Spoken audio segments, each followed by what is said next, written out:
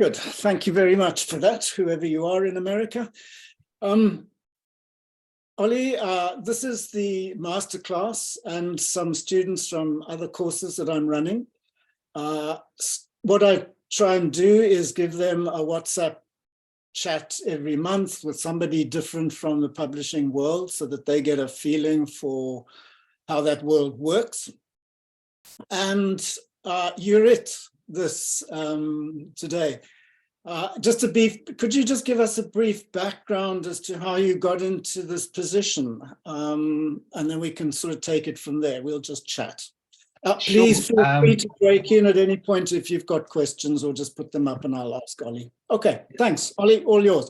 How did you get to Well, I started working in publishing about 20 years ago. I started as an assistant at a company called Blake Friedman, who you know, I'm sure. You know Isabel Dixon, yes, probably, who's a fantastic agent there, yeah, and a good pal. And I worked there for 9 or 10 years, transitioned from being an assistant into being an agent, representing my own clients, with a particular focus on crime and thrillers, and then made the move to AM Heath, where I have done exactly the same thing, just sitting in a different building, and became a director here 4 years ago. Okay. And that's where we are. All right. Why did you make the move to AM Heath? I mean, it's... I think I started my career at Blake Friedman. And I think sometimes you have to spread your professional wings, and it was as simple as that. All right. Okay. Good. You know, I love the place. I'm still in touch with all the guys there. The film agent there still does a lot of my authors' film and TV deals. So it's I get the best of both worlds. Good. Now tell me, agents don't work alone. You work in an agency. That's the way these things are structured, is it? You do get lone wolves who do operate by themselves, but AM Heath is an agency that has 8 agents, and we all have different taste, obviously, and different areas in which we specialize, I suppose. Okay. My colleague Becky would be known for commercial women's fiction. Victoria Hobbs does more upmarket literary fiction, but you can do what you want. That's why it's a great job. If you're an editor, you have to be a specialist. If you're an agent, you can be a bit of a generalist and just follow your nose. Yeah. Now, what does it actually mean? What do? You get into the office each day. What happens from that point onwards? Well, I guess back in the day, you know, you'd sit down and you'd see what messages were on the answering machine, and you'd open the mail when it comes in. But now, you know, I've got my phone, so I'm constantly aware of everything that's happening. So there's no sense of getting into work and having to catch up, same as everyone else. You know what the day's going to hold. And that can be speaking to editors about existing authors, speaking to editors about new projects, speaking to authors about what they're writing, how that's going, having lunch with an editor to talk about the same things, negotiating a contract, drafting a contract, checking the contract. Yeah, those are the main points of the day. Okay, let's pick up on the first, on one of the major ones for the writers here, is that you have obviously a very good communication with your writers. Are you fairly constantly in touch with them, or is it haphazard? And do you advise them about their work as well? Yeah, I'm as in touch with them as they want me to be, if that makes sense. I'm always I'm always on call. And yeah, if they have new ideas that they want to work up, I'll be involved from the very beginning, from saying, yep, I think that's a good idea. Do you want to write a synopsis, write a couple chapters, and then we see if it's working. And if it's not working, we work out why it's not working. Okay. Do you ever make suggestions to them? Yes, all the time. All the time. And people are quite amenable to that kind of thing? Well, the ones I work with are. But it's only suggestions, right? It's such a subjective business. I think the creative process is very subjective. All right. And are there writers that you have to mollycoddle along or push along more than others? Yes. Yeah. Okay. Yeah. Some are regular as clockwork. Right. Absolutely. Book a year. Tell you the exact day they'll deliver it, and they will deliver it on that day. Others require very diplomatic phone calls with editors, between me and the editors, asking for extensions. Okay. So when you do a contract, then does that specify when the next book will be delivered? Exactly. So the contract will say the title, obviously, and it may not be a contract just for one book. It might be a contract for 2 books. So you would have two delivery dates there, because even though the publishers bought a book that you've sent them, a book wouldn't technically be classed as delivered and accepted until the editorial work had been done, in most cases. So you have a delivery date for book 1, and you have a delivery date for book 2. The contract would also specify the territories that you're selling, whether it's Southern African rights, whether it's UK and Commonwealth rights, whether it's US and Canada rights, and you can separate things out however, you know, if you can get away with it, I'd like to separate it as much as you can, you know. And then the advance level and the royalty rates. Those are the main things. Are those set at a specific rate? Is there a specific commission that you ask for? With my contract with the authors, yeah, there's a standard rate in terms of commission. And with most major publishers, we have pretty strong boilerplate contracts, which means every time that we negotiate a deal, we don't have to rehash the royalty discussion again, because that's all been agreed, set in stone. It's the advance that changes. Okay. And it seemed to me that what you're talking about there are contracts that are written in advance of a manuscript.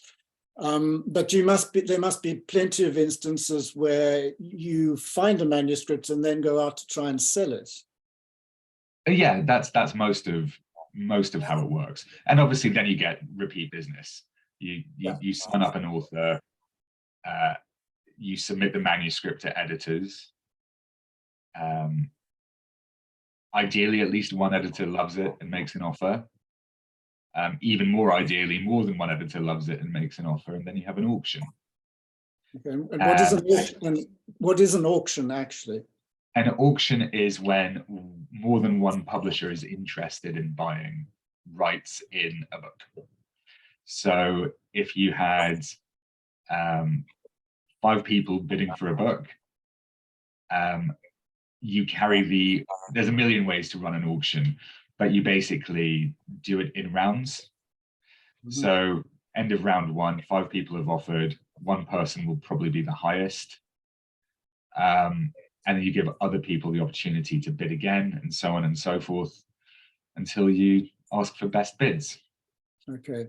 And does that happen often or not?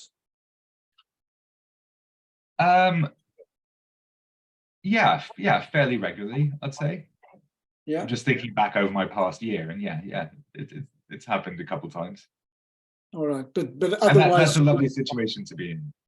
There's 3 things that can happen. I can send out a manuscript, and well, there's 4 things that can happen. You can send out a manuscript, and an editor reads it quickly and tries to make what's called a preempt, which is offering what they consider to be a large enough sum of money to prevent me talking to other editors.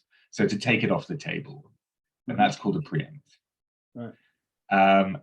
I can get 1 offer, in which case I have to try and massage that and make it a good deal for the writer.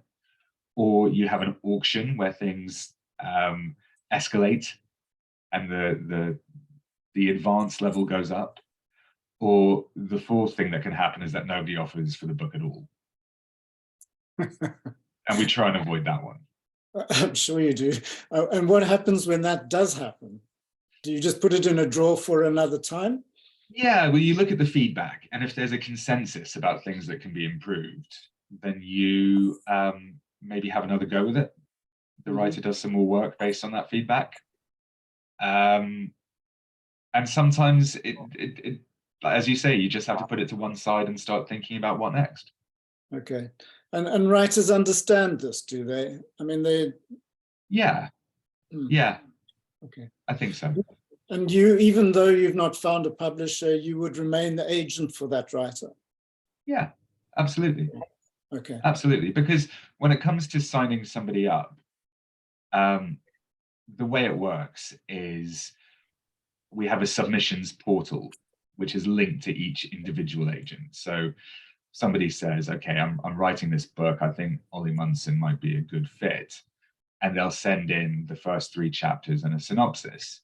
And if I read those first 3 chapters and the synopsis and think it's good, I'll ask to read the whole thing. So I read the whole thing. And if I still think it's good, I'll want to talk to the author about what they want to be doing with their career. What do they want to write next? Do they want to write within a genre? Do they want to write, if they've written a crime novel, do they want to write science fiction next? Just getting a sense of how they see their career progressing. And if we're on the same page, I'll offer representation. And that's when we get to the point where we work on the manuscript, get it into good shape, and then we start sending it out to editors. Okay. Now, I know that there are lots of submissions that come in on a daily basis or a weekly basis. How do you manage to cope with that, apart from all the other things you're doing for your established writers? Well, I can tell pretty quickly if I think something's for me. And because I'm not really taking on very many new clients at all, maybe one in the past 8 months, it's quite easy for me to work out if something is right. And it's not a lot of reading, really. It's a lot of reading when you add up the number of submissions, but the amount that's being sent in per submission isn't a great deal. So okay, so how you get a submission and you've read the query letter. Do you look at the synopsis, or do you go straight to the manuscript and read the first paragraph and make a decision on the first paragraph? I'll read the synopsis and then I'll read the first paragraph and make a decision on the first paragraph. And is it as quick as that? The first paragraph will tell you? It can be. It can be. Yeah. And what is it in that first paragraph that grabs your attention? I think it's the command of language, the rhythm, just the feel of it. It's a very difficult thing to put into words. You have to read a lot of bad submissions to know what a good submission is. Okay, because in the opening paragraph, you're not really going to get a sense of the story. I mean, it's something there, but No. What you're talking about is really the style. Exactly. And again, we talk about this being a subjective business. Nothing is more subjective than that. You look at the synopsis, you look at the pitch, and you think, okay, is this a proposition that excites me? And if the answer is yes, you begin reading with that anticipation and hope that the writing delivers on the premise. Yeah. And it's a lovely thing when it does. Okay.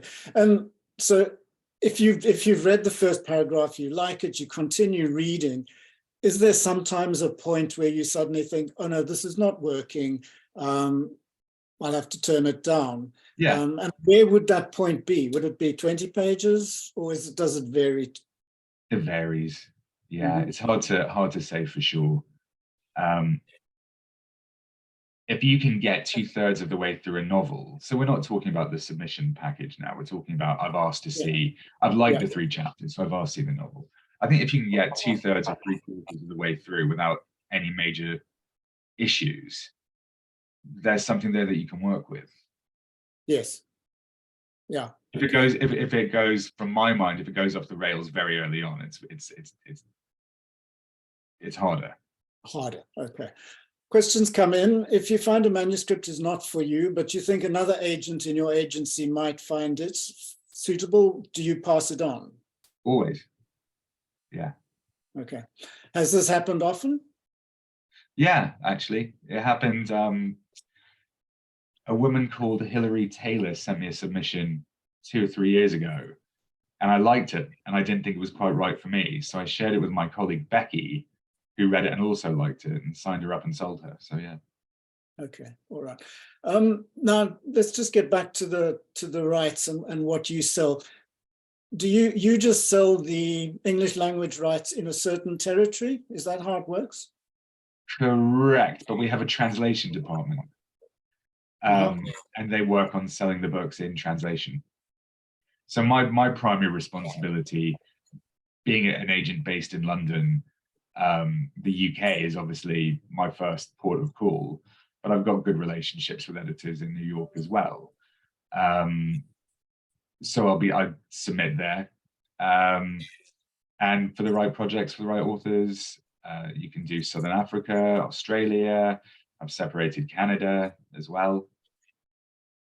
Okay, and is it better to separate the territories like that? I feel like it is, because I think then each book gets bespoke care and attention in each market. Yeah. Okay. And would you then be operating with a sub-agent in those particular countries, or do you just go straight to a publisher? In the English language? Yes, yeah. Straight to the publisher. Yeah. Okay. Occasionally, if I have a very specific type of nonfiction, I have contacts in the States who I'll use for that. But by and large, I try to do it myself. Okay. And in the States, you don't work through a sub-agent, you go directly there. Most of the time. All right. Yeah, now, all right, when you've got a book and you've signed up the author and there's a publisher that's now bought the manuscript, what happens about other languages? Do you then take it to your colleagues who sell into other languages? Is that how it works? Exactly that.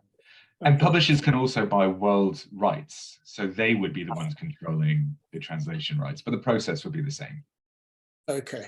And once they've got it, what do? They find publishers in their respective territories. Exactly. And this week's been very busy because it's been the London Book Fair. Yeah. So, as an agency, we've probably had 250 meetings with foreign publishers over the past 4 days. So it's been, one of the two main points in the calendar for meeting with the foreign publishers. The other one being the Frankfurt Book Fair, which is in October. All right. Do you go to the Frankfurt Book Fair? Usually, yeah. I haven't been since the pandemic. Right. But I'll probably go for a day or two this year. I used to go for a week. But that was because Blake Friedman at the time didn't have a foreign rights department. So we all mucked in and did it ourselves. I see. Okay. Which was great fun. And I learned a lot doing it that way. And as a result, I probably know more international publishers than your average primary agent would. And I went to the fair on Tuesday and I had 18 meetings, and a lot of it's talking about books and a lot of it's catching up with old friends and talking about books. So okay. Yeah. There used to be a fair in Leipzig. Is that still going on? Yeah, that's a big one in Germany. Yeah. But Frankfurt's international, and I think Leipzig's more right. domestic. And I mean, Frankfurt is also an agent's book fair, isn't it? I mean, that's where a lot of deals get done. Exactly. Well, you get this thing where it looks like lots of deals are getting done right before the fair, and some deals are getting done right before the fair. But there's also a lot of deals that were done in May, which get announced just before the fair to create the illusion of them being done. So. Okay. All right.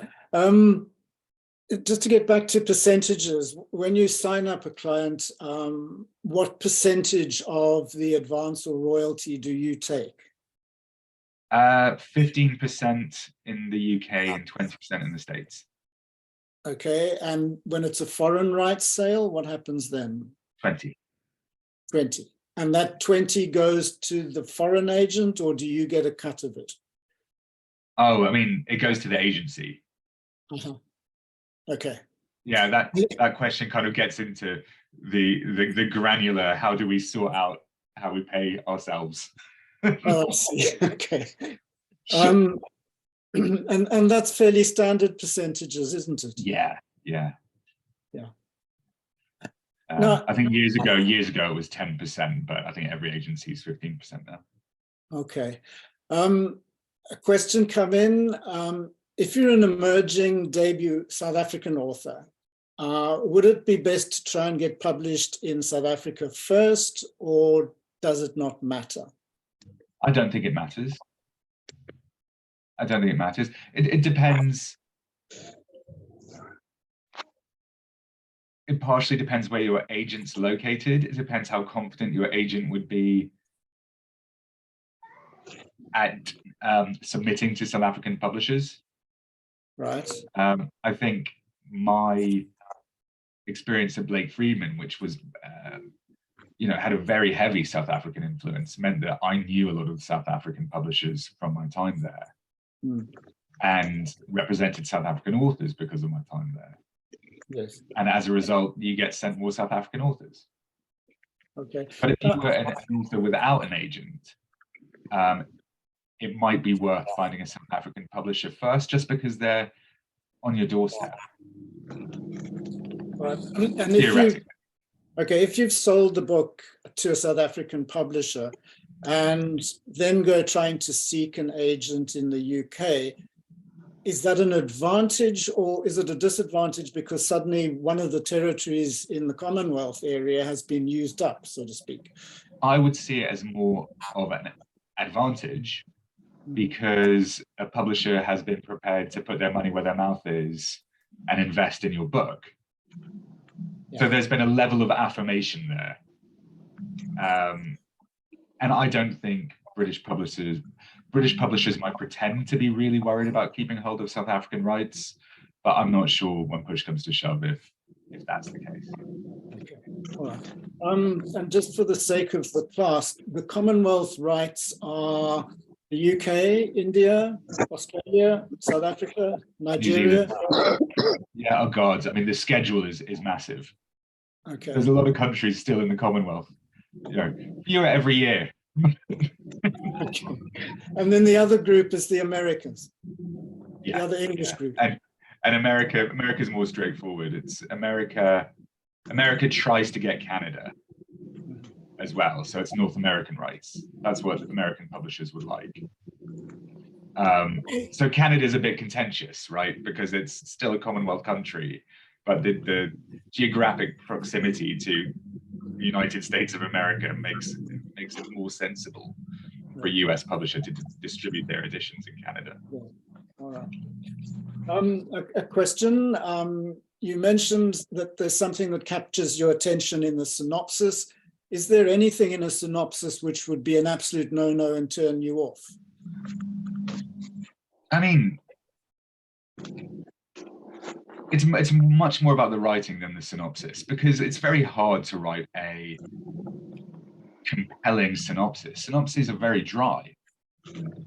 It's literally just what happens in the book with no embellishment.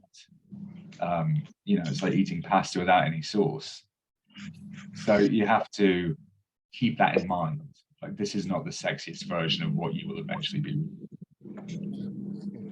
And if we get down to the nitty-gritty of how a manuscript comes to you, I'm sure you get these things. I'm sure email is the major form, but the format of a manuscript, Oli, I mean, how do you want that presented to you? Usually it's double-spaced, 12-point, I would say. Standard fonts. The thing is that when it comes through to our submissions portal, I think the portal arranges it in a way that I think it converts it into whatever our house style is. So it's only when I ask to see the manuscript that a Word document will be sent through. I see. And yeah, just if it looks too crowded, it's too crowded. Mm-hmm. And I mean, you want as fewer typos and spelling mistakes as possible, no doubt. Absolutely. So do you advise writers to get it proofread before they send you a manuscript? Well, I wouldn't advise that, but I would just say read it over yourself, and your Word, or whatever program you use, is going to have a spell check. Yeah. It's more people leaving out words because people think faster than they type, and they'll think they put it in, but they haven't. All right. To get down to another nitty-gritty and a question here, are there any particular challenges that an author from South Africa may face when trying to break into the UK market, and how can these be overcome? I think if it's a book that has universal themes, if there's a universality to it, then it can travel anywhere. If something felt too South African, then it's harder to do it in the UK. But in the same way, if a book felt too British, it would be hard to sell that book in the States. Mm-hmm. You know, so I think it's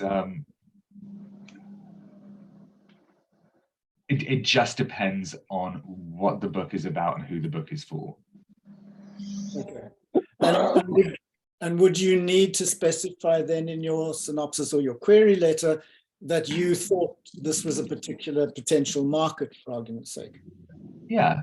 Well, I would always assume that by virtue of being sent it, that they've done their research and they think that there's a good chance that it could work in the UK and abroad. It's more if it's historical fiction set in South Africa that is based on a prominent figure in South African history that we probably wouldn't know about. That makes it much harder. Things like that. So there's a question that is coming. What is too South African? So that it's exactly that would be it. For example. Yeah. For example. Okay. It's an instinct thing more than anything else. All right. If there's a lot of local, say for argument's sake, South African slang in the dialogue, does this present a problem? No, I don't think so. I wouldn't say that would be particularly problematic.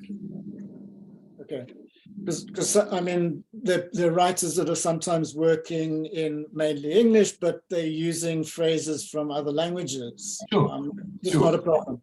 I don't think so. It's are we talking about commercial fiction? Are we talking about? No, I think mostly commercial fiction. I think literary fiction is more leeway there. Yeah, I would say so. Okay. Yeah, it's a difficult question. Like how what is too South African? It's really hard to say, and you just have to read the manuscript and kind of make a judgment call about whether or not, as an agent, I think that this would find reach in the UK. Okay, and is it easier if the writer is in the UK? I mean, does that make getting an agent easier? No, I don't think so. I don't think so. Okay, it's everything is so. In fact, South African writers are a dream because the time difference is basically the same. There's no time difference, an hour maybe. Yeah.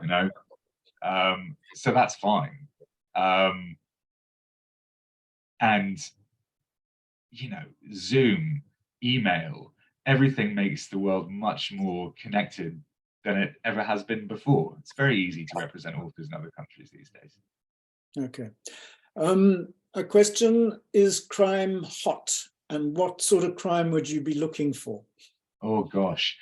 Crime is always hot. Crime pays. But I would say we're at a funny moment because cozy crime has been very successful over the past couple of years. And publishers will pile in on a trend, sign up lots of books in that genre, but of course it takes 2 years for those books to be published a lot of the time. So I think we're at the point now where we're waiting for those books to be published to see if, and then we'll know if the public appetite is still there and if the trend continues as a result. But I don't know what's happening next, and nobody knows what's happening next. Nobody knows what the next big trend's going to be. And sometimes we do, but at the moment we don't. All right. And is this moment possibly because of COVID? I mean, is that why cozies suddenly have more, Yeah, I don't know, share in the market? Yeah. yeah, I'm sure that's part of it. I think people wanted something that was a bit gentler on them. I think also we had Richard Osman, who's a big Yes. Yeah. television presenter and game show host, very clever guy, wrote a very good book that was cozy crime, and that kickstarted the rise in that part of the crime genre. But it was always there. Like, publishers always had lots of cozy crime books that they were publishing. This just gave them an opportunity to do a bit more with it. Okay. To move over just to a question, now looking at the literary market, a South African literary novel, does that have, would that catch in the UK market? It could do. Yeah, it could do. I mean, with the caveat that literary fiction is very hard to sell regardless of where it's set. Yeah. You know? Does that mean that publishers are a little bit more wary about buying it? Yes. Yeah, for sure. I mean, I'm glad I don't represent it. I love reading it. I love reading it. You know, I'll read Damon Galgut for sure, but I think it's hard to sell. Yeah. All right. Because we live in a world where people's attention spans are very short, and there's a million ways to get your entertainment and to be distracted.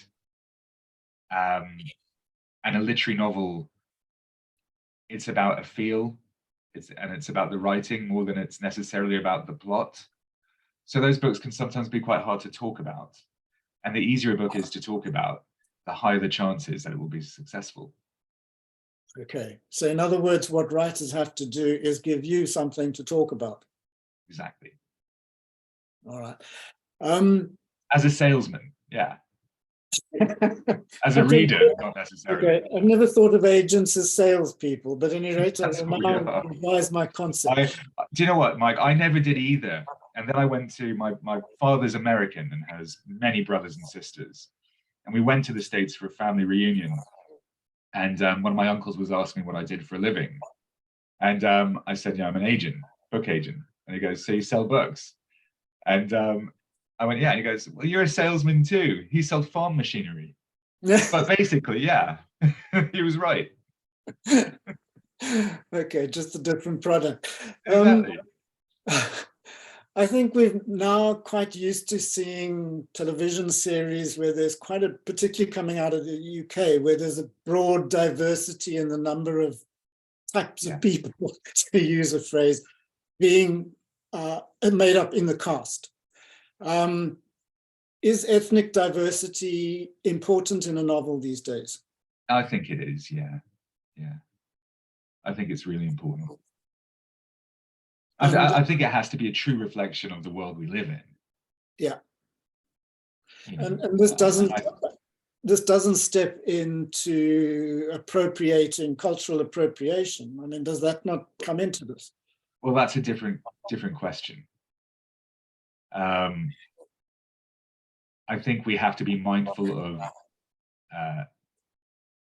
who owns what stories. But I don't think that necessarily means that you can't have a diverse cast of characters in your book. You just have to write everybody accurately and respectfully. Yeah. Does that require research, do you think? Yeah, and it might require sensitivity reads as well these days. All right. Do you have somebody that you use for sensitivity reading? No, publishers usually have a list of people that they'll call upon to who are experts in that area through lived experience, or maybe they're academics who can make sure that an author is being. I don't like the term sensitivity read. I don't like it, but I do like the term authenticity read, because I think that's something that an author strives for. I think to be as authentic as possible. Yeah, I mean, to me, it was always the job of the editor. I always thought what is nowadays called sensitivity. Yeah, but look, if you have a, white middle-class British woman reading a book that is beyond that lived experience, I'm not sure that they're going to be the best gauge. And you need to find people who are the right gauge. Okay. But I think editors are aware of their limitations as well. Yeah. Because the last thing you want to do as an editor is to work on a book that gets sent out into the world, gets published, and gets loads of pushback from people saying, hang on, this character hasn't been presented in the right way. And that could be, ethnicity, gender, nationality, all kinds of things. And is the face in publishing changing then? I mean, it used to be the preserve of white males. Is that now changing? I think it's more the preserve of white females now. Mm-hmm. But I think that we probably need to change that too. Yeah. And I think it is changing, and it is changing. I think people are making really conscious efforts to get a more diverse workforce who will become, come up through the ranks, become the editors and the agents in 5 years' time. And that will improve the type of books and the diverse nature of the books being published. Yeah. And is this happening in the agencies as well? Yeah. Yeah. And it should be. It should be. I think the balance needs to be redressed a bit. Otherwise, society changes and the makeup of society changes. And you need to be publishing books. If you want to make money, you have to appeal to the market. Yeah. So the people who work in the industry have to be reflective of that. Yeah. Okay. And when you've got a client who's just published, a writer who's just published, are you part of the shepherding of that writer around? I mean, does your job extend to that level in the? No, I mean, that's more the publicity department at the publishers who would look after them in that respect. Yeah. Most of my shepherding would be done at the beginning of the process when we're trying to find a publisher. And if there's several publishers interested, I would be taking in the olden days, I'd be taking the author around to the publishers to meet them. But now we'd probably be doing this and just having a Zoom chat with them. Right. Okay. So as far as you're concerned, then your job of shepherding that writer ends once they've got a publisher. I mean, I'm still a shepherd. I'm still and a salesman. I still have my crook, but in terms of like publicity events and book readings and things like that and tours, the publicist will take care of all that. Okay. All right. Question come up. Would you say that literary fiction novellas are easier to sell than novels? For example, something in the vein of Claire Keegan's Small Things Like These. It has a contentious theme as well as being well written. Novellas, let's just get to that. Is it easier to sell a novel or a novella? It's easier to sell a novel, but Claire Keegan's book's one of the best books I've read in the past 10 years, probably. So she was very well known for writing that length of book, basically. That is her range. Yeah. And she's published by Faber and Faber, who are a very literary publisher. So it was easier for her. You can't write commercial fiction that's a novella, I don't think. You can write literary fiction that's a novella and have a better chance than if you've been doing that with commercial fiction, but it's still tricky. All right. And short stories, does that sell? Not really. Very popular in the States, not so popular in the UK. Okay. It's a more respected art form in the States, I'd say. Yeah, okay. Yes, I suppose because they've got the magazines to still run the stories first. Yeah. Exactly. All right. Now, if a debut author comes and presents you with 1,000 pages of manuscript, and it's really great stuff, does this work in the publishing world? 1,000 pages? I'm exaggerating. A big fat book is the question that we've been given. Does that work as a debut novel? I mean, It could work as a debut novel. It's hard to say. I mean, big books get published. They do. I mean, it depends. If you're writing a crime book, unless you're Robert Galbraith, most books aren't 600 pages, 700 pages.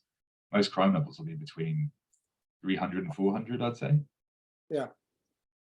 Because I use the big thick ones to keep my door open when the southeast is blowing.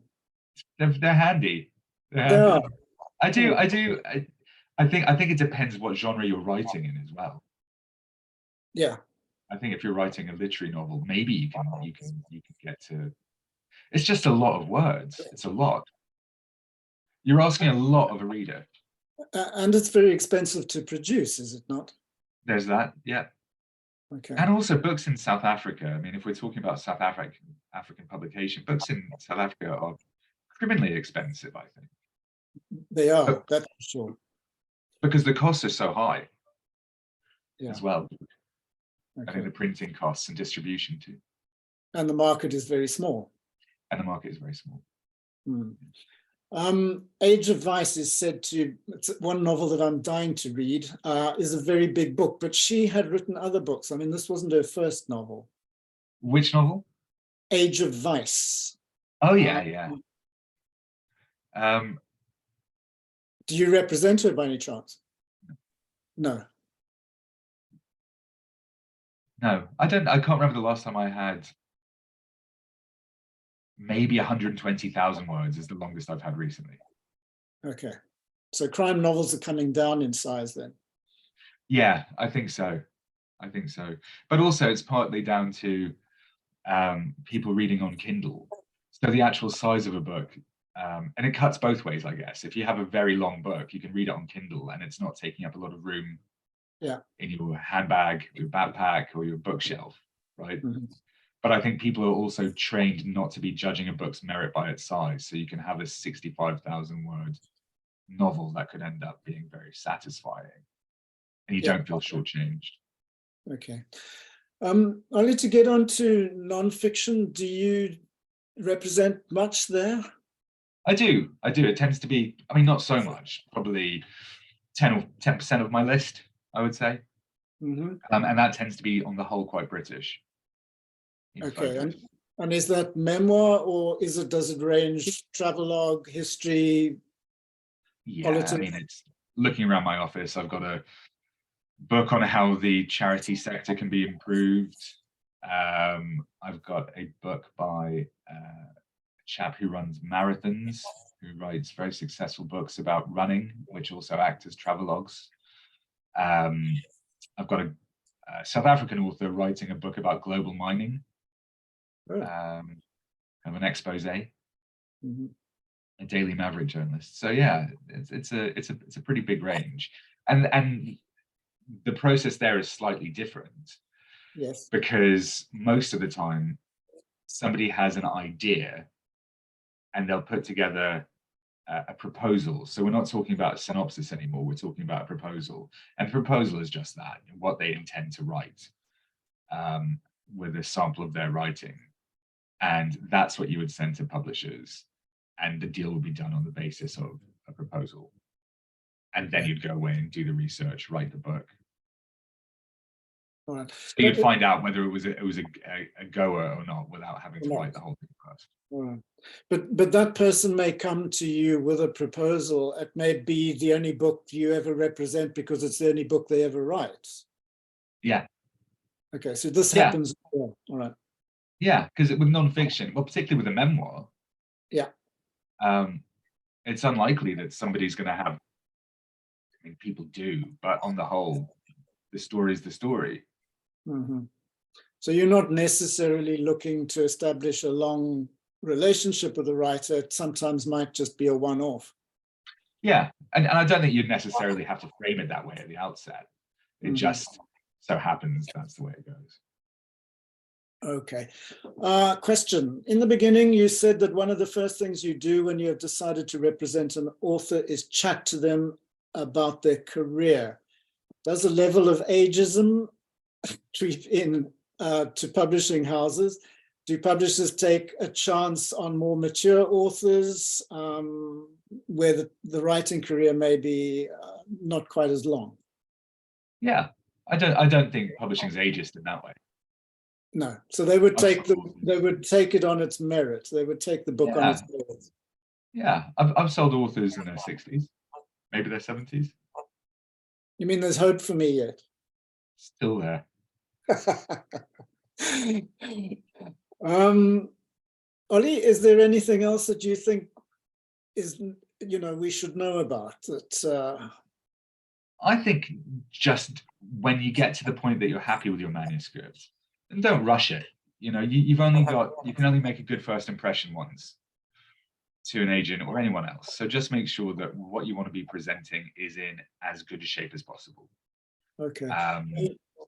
And be prepared to get some knocks as well. It's a hard business.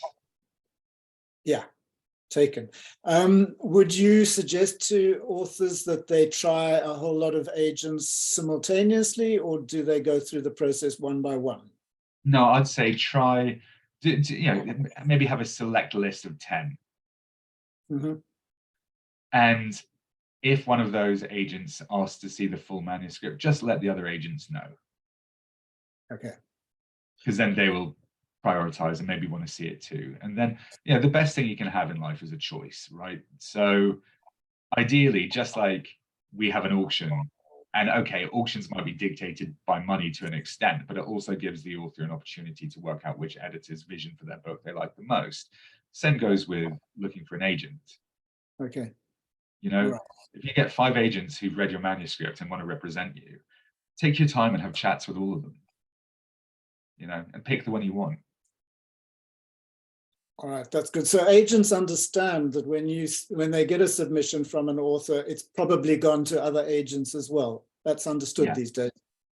Okay. Yeah, Nowadays, I think people used to be a bit sniffy about it, but not so much anymore.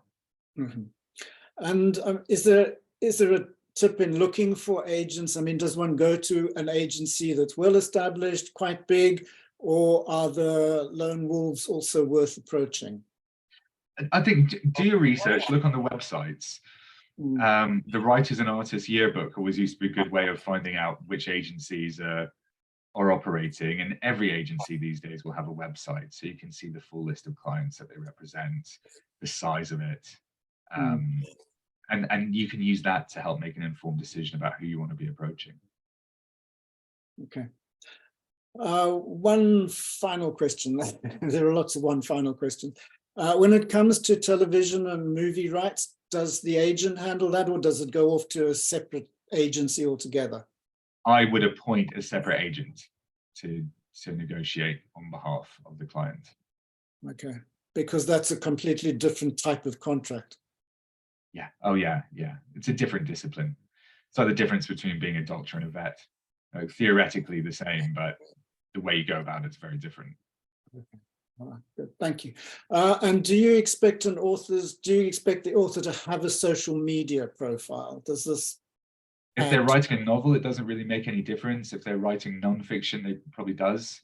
Because nonfiction, it's all about platform these days. So how many Instagram followers you have, why are you the person to be telling this story? What expertise or profile do you already have to give the publishers a bit of help when it comes to publicity?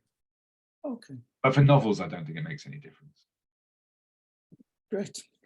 Thank you. I'll let you get back to what must be another whole flurry of interviews for the London Fair. No. This afternoon we've got to go to Southwark Cathedral for Hilary Mantel's memorial service, which is being done now because all her foreign publishers are in town for the book fair. So that's what we're doing this afternoon.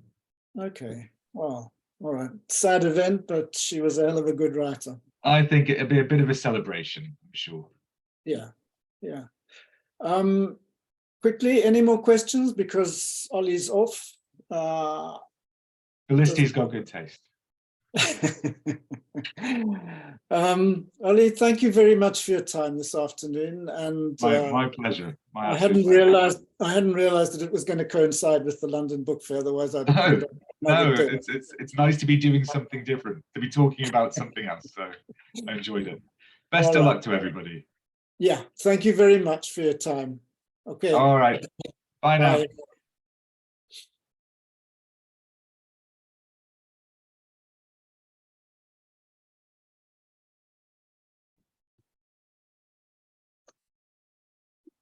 Mike. Yeah. Sorry. Thanks so much for organizing that. I'm sorry that I monopolized things a little bit, asking all my silly questions. They're not silly questions. You know the story. No silly questions ever. So thank you for asking them. So Mike, if you're writing literary fiction, you might as well actually go and, I don't know, attach a stone to your leg and go jump in the nearest body of water. No, to a certain degree, I disagree with what he had to say there, because I sometimes think it's much easier to sell literary fiction, simply because there are certain publishers who are really serious about that kind of work. And if they are intrigued, it does come down to the style. If the writing is catchy and sounds good, they will read it.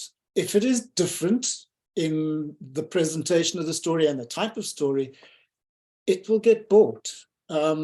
So yes, I don't think that literary fiction is on a back foot at all. You look at all the major prizes, there's still literary novels that take them.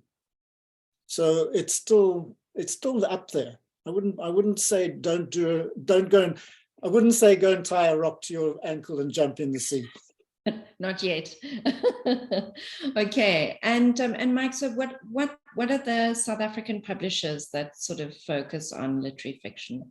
Well, Penguin in your case, you would certainly try Penguin Random House, and Penguin Random House have two publishers essentially, Umuzi and Penguin, and you can send to both of them. Then there's Pan Macmillan in Joburg, and they have a specific submission time. So you just need to check their website as to when their submission time is. I think it's in November, but it may vary throughout the year.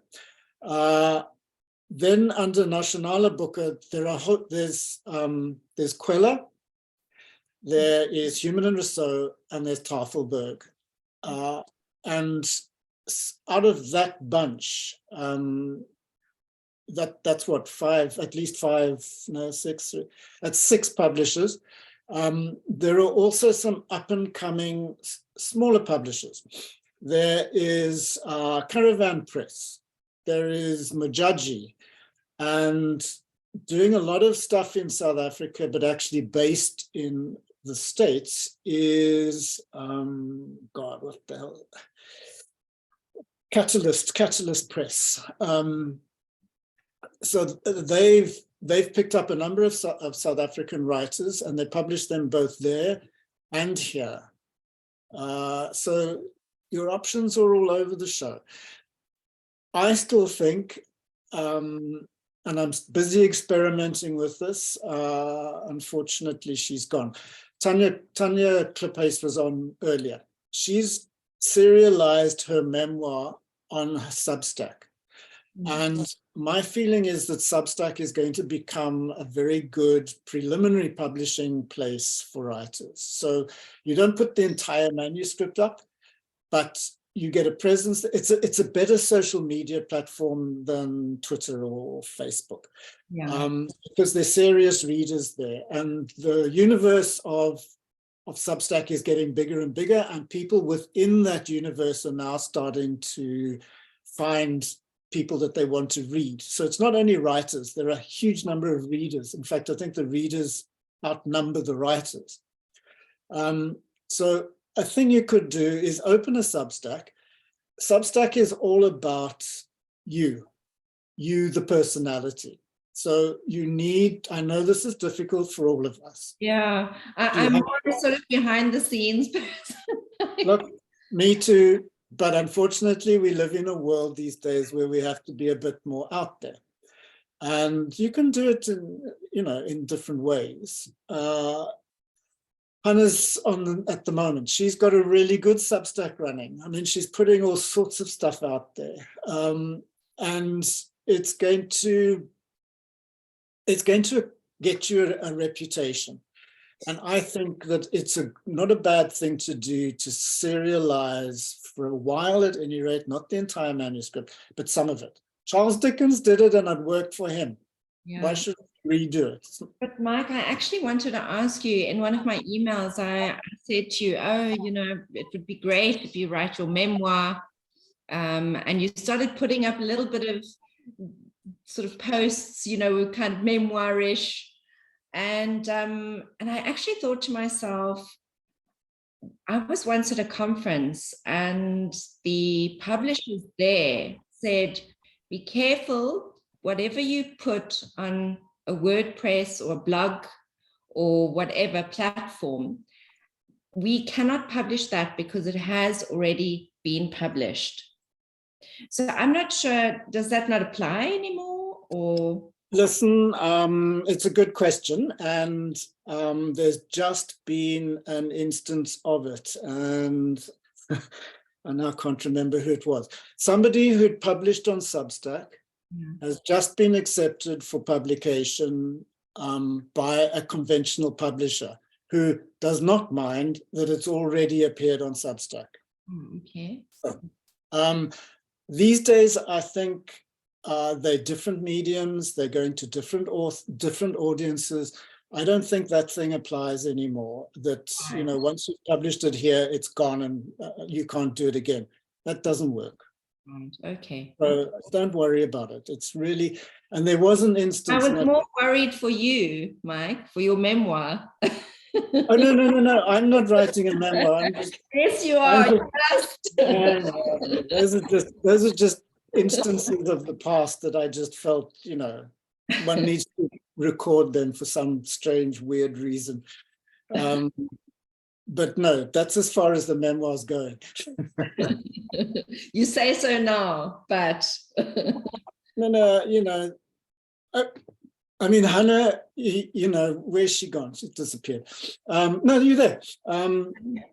She is interested in Julia Blackburn. I don't know if you heard that interview, but I haven't watched it yet. There's a book that Julia Blackburn wrote called The Three of Us. It is a memoir about her life with her mom and dad, and it is, Jesus, if you take a razor blade and take it down your veins, that's what it's like. I mean, I just don't know how. Taking it on holiday this week. Don't say that. I don't know how she managed to write that book. It must have just taken so much guts. It really did, because it's completely out there. Some absolutely wonderful lines that she quotes. And there's one which, it's just a couple of us, I can say it, but it's in the book anyhow. Her father has a relationship with Francis Bacon, the poet, the painter. And they get, he's heterosexual, but their relationship gets quite intense. And in one drunken night, they have sex. And her father writes in his book, which she then quotes in The Three of Us. Is this true? This is true. I briskly sodomized Francis Bacon, which just has to be the most extraordinary sentence I think I've ever read. Briskly. It's the briskly. I mean, it just, the mind boggles. Anna tells me it's very difficult to get hold of this book. I managed to find the one and only copy in the whole of Cape Town in the Simonstown Library. But if you want to read a memoir about family life that is really way out there, then try that. She writes beautifully anyhow. Yeah, I would love to read some of her stuff. Yeah, no, she's good. She's very good. And Hannah's going to follow in her footsteps anyhow. So. I've been What's reading your posts, Hannah. I subscribe to your Substack. Yay. Thanks. Yeah, they're very interesting, very diverse. Yeah. Yeah, it does just feel like a platform that's like Micah said, is about the readers, and that feels quite nice. It's not like Instagram or Facebook or whatever. It just feels like you can write whatever you want and people can engage. And their business model is also quite interesting. So, you know, about challenging the kind of attention deficit disorder approach to getting eyes. Yeah, so who knows, but I'm enjoying it. Flooding everyone's inboxes. Well, I mean, I think you're taking us to places that have not been conventional in South Africa. So, I mean, that's new to start with. Yeah. Okay. Thanks so much, Mike, really. Okay, do you want to have these kinds of chats in future, where just the group? Yeah, that would be great. I mean, it doesn't have to be often, even if it's but from time to time. every 6 weeks or whatever. Yeah, and maybe after a submission when you feel you really do need to shout at me. That's really nice to hear, actually, what everyone else is kind of doing and talking about, and the Substack, that was really also great and so interesting to hear about how you must try and cultivate a following. You know, it's relevant, I suppose. Yeah. I wouldn't have thought of that without, you know, listening to this chat. So thanks. Melissa too, you know, it's you would be able to do this on Substack and put some of your book up there. Yeah, no, it was exactly the same, Pauline, what you were saying about not wanting to publish anything online, because obviously my history is entering short story competitions and things like that, but obviously with a book, if you're trying to publish that, it's a bit different. I think the rules are a bit different, so definitely would be a good way to kind of reel people in, and also maybe just to get feedback on what's too much. You know, like sometimes I wonder if I wander a little bit too far with my humor. Mike, you don't seem to think so, but there's some readers, when my mom reads my chapter, she's like, no, Katie. So it's interesting to have that feedback. All right, just a word of advice, don't let family read your stuff. I don't read it. Okay. Yeah. I've always used WordPress, and I need to transition to Substack from there, because I think it's not. Yeah, because I mean, I think what you do. There's an import button from WordPress. Yeah. Great. And I think what you're doing with this history of women surfers in South Africa, I think it's ideal. Oh, are you the one who's writing that, Melissa? Yeah, so fabulous. Well done. Great. You know, one of the things that I've been wondering about, particularly after this last submission, is there is some remarkable stuff being written, but you're not getting to see it in the group. Yeah, that's true. And I just wondered if we should somehow make available some of the manuscripts or excerpts from the manuscripts so that others in the group can actually read what's going on. Because at the moment, you don't kind of know what the other people are doing. Cool. Yeah, even if it's just like a forum, and if you want to dip in and dabble a bit, then you can. Or well, we could. I mean, it's not that difficult to do, and if there's some people will want to do it, others won't want to do it, and I can always. There must be ways to do it, where we can all just document for online. Substack, even if we all, or that would be one way of doing it. And then you just, if you want to partake in that, then we all kind of follow each other. Maybe, I don't know. Indeed, we may be able to get public in there, and yeah, I must have a only look. drawback is that it's public then. Yeah, well, it could be closed, you know, we could keep it closed so that it's just the class that sees it. But Yeah, it like just, we had in the past, Mike, on what was the platform when I did your masterclass? I think it was in 2017. yes, but we didn't We used to do it, in 2017, we were still doing it off of Facebook. Right. And if that, I must just have a look at creating a platform where we can put all these things and you guys can access it quite easily.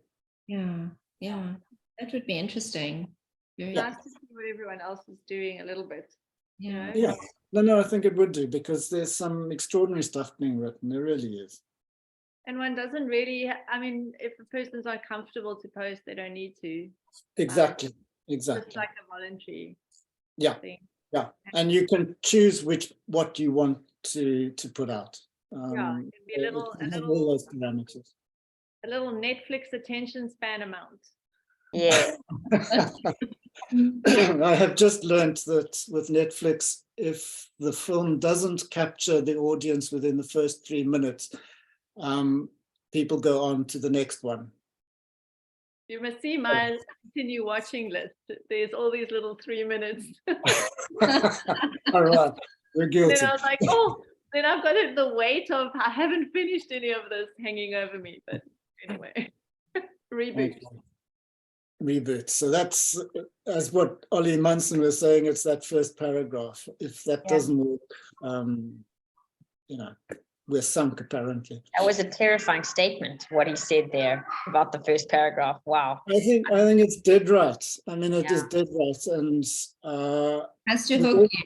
Yeah. With all the submissions that come in, I know, am I going to read this thing with any joy or not? And it's all in that first paragraph.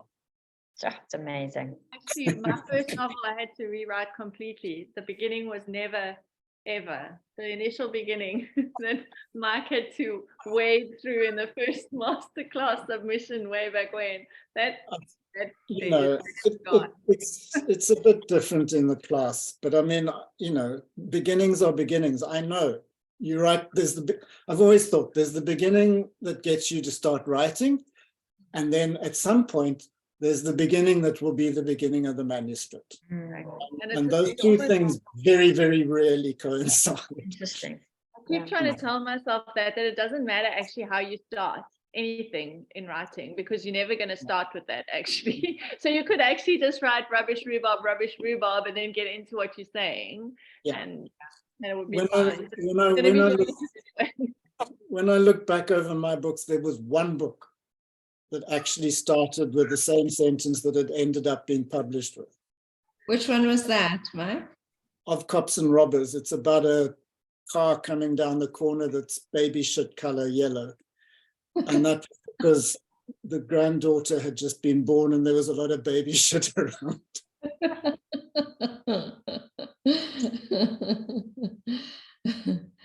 Oh, great. There we go. So Melissa, did you finish that first book? I did, and it was published, yeah. Oh, fantastic. It didn't get published right away. I finished it in the masterclass, and then I sent it out. I worked on it, edits for about 6 months, and then I sent it out, and it was rejected by every publisher in the Southern Hemisphere, I believe. Great. And I tried to get an agent, and it was rejected left, right, and center. And then I got some more advice from Mike and from Claire at the time, and then I kind of rewrote it. And then it didn't work again. And then I rewrote it again. But I it got published.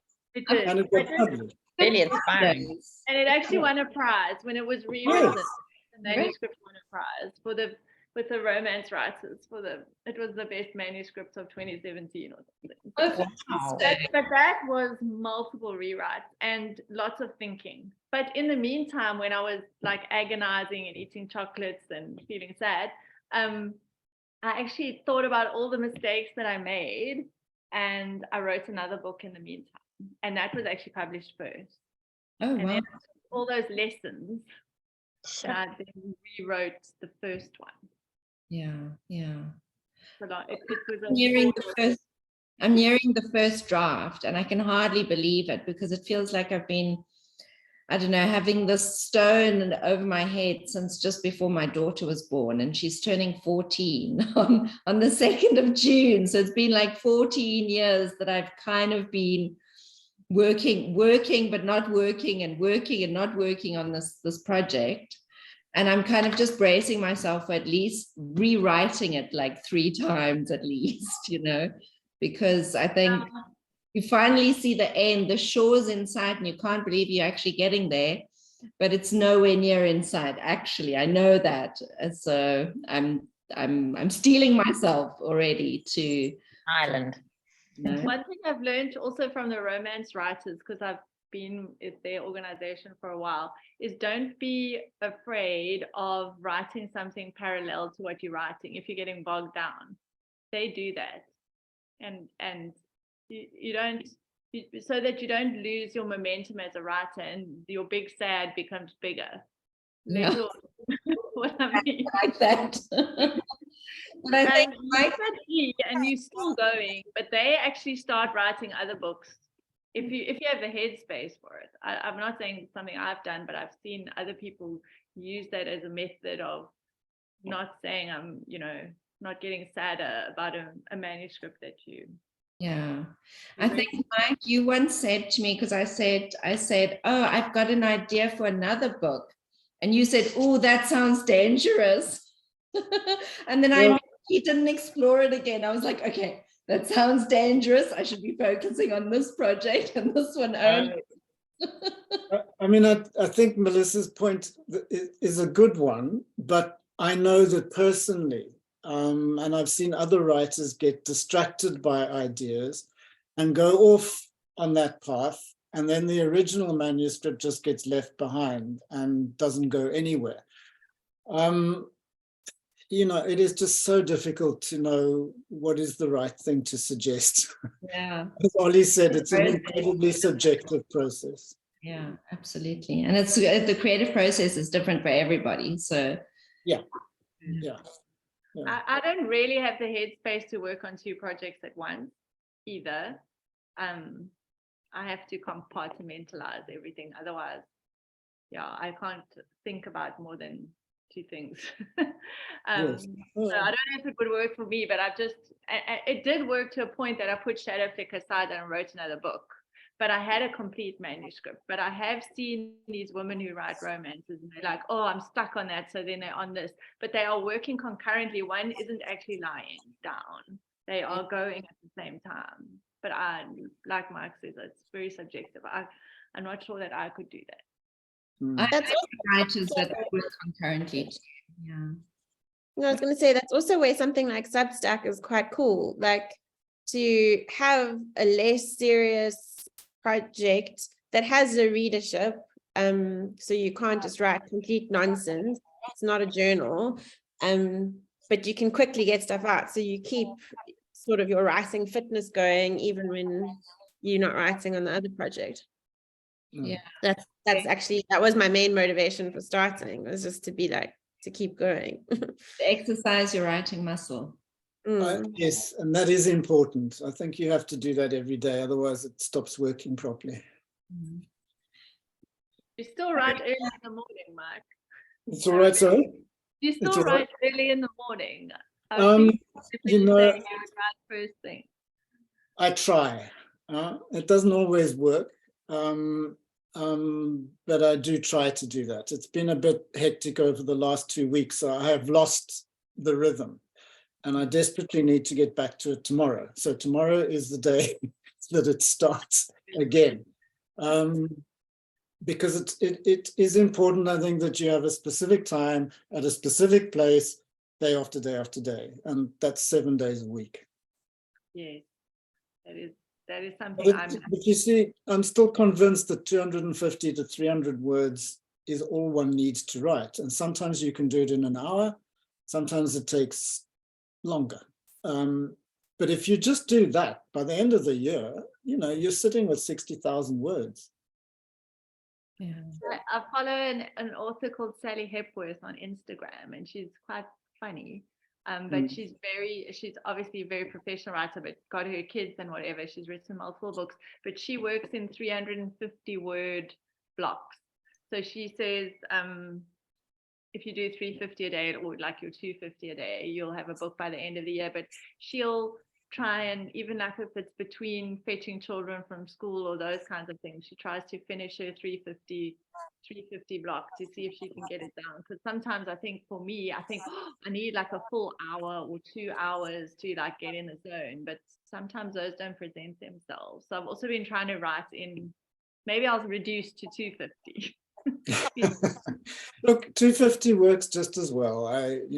I'm still trying to get just a sentence a day. I had to sit, my daughter, they work on iPads instead of textbooks, and she forgot her iPad at home. And so I caved and I took her to school, but school is like a 20-minute commute. So I sat in a coffee shop for 3 hours waiting for school.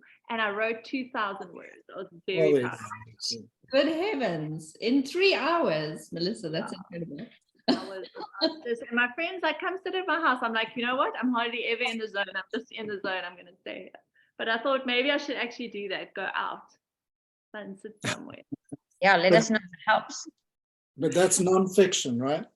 It is, yeah. But you told me to write about myself, so I could write 2,000 words about myself in 3 hours. It was easy.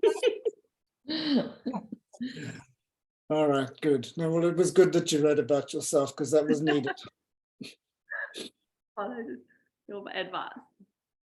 Yeah. All right. All Thank good. Thank Thanks you. so much, everyone, for the chat. Yeah. Inspiring, encouraging. I wish you all lots of luck. Yeah, it was so nice to chat at the end. Thank you very much, everyone. All righty. Great. Thanks a lot, See Mike. you guys. Okay, Bye. everyone. Cheers. Bye. Bye.